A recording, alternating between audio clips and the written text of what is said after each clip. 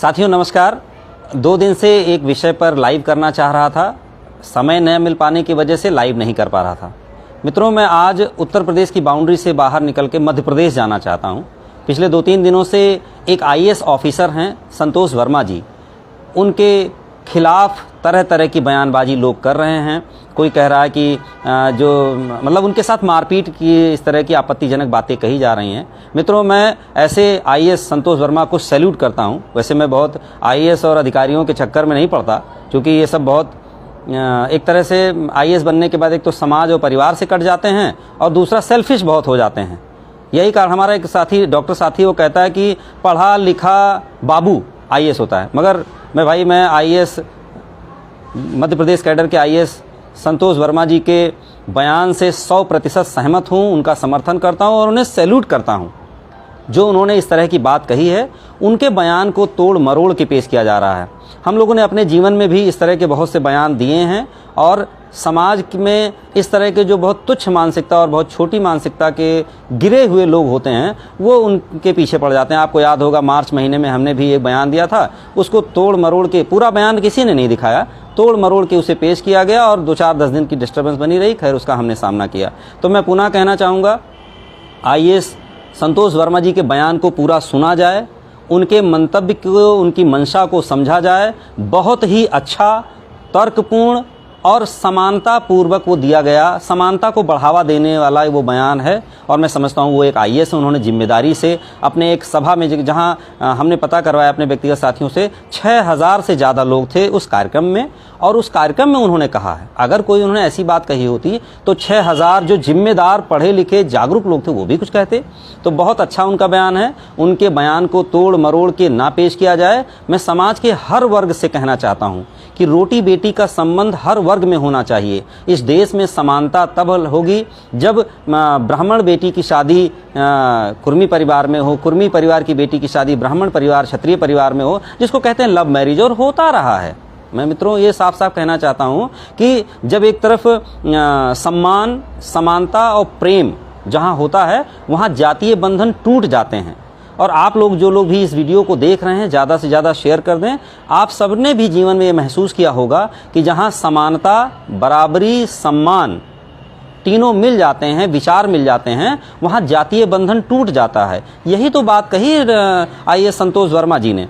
तो हम सभी को खुले दिल से, खुले मन से, हर भारतवासी को इस बात को स्वीकार करना चाहिए कि आईएएस संतोष वर्मा जी ने जो कहा है वो समाज हित में कहा है। मगर जो कुछ लुच्चे, लफंगे, गरीब तबके, जो दबे कुचले लोग हैं, जिनकी मानसिक स्थिति बहुत कमज़ोर है, ऐसे लोग उनके खिलाफ बयानबाजी कर रहे हैं। ऐसे लोगों को समाज में नशेड़ी की प्रवृत्ति दे दीजिए। नशे में हैं लोग।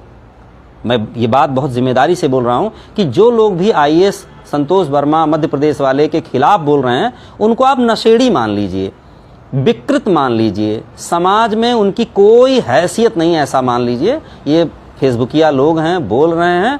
संतोष वर्मा जी ने बहुत अच्छा बयान दिया है और इस देश में, इस समाज में प्रेम, सौहार्द, सम्मान बनना चाहिए।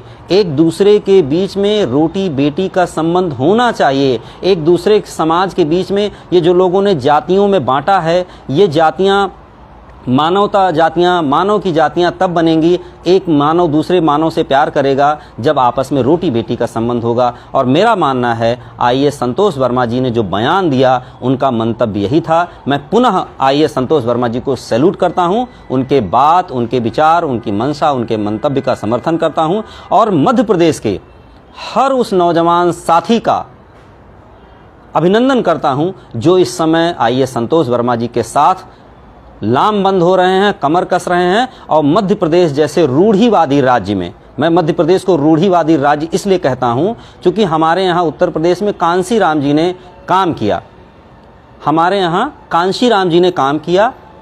तो हमारे यहाँ जागरूकता उत्तर प्रदेश में बहुत है।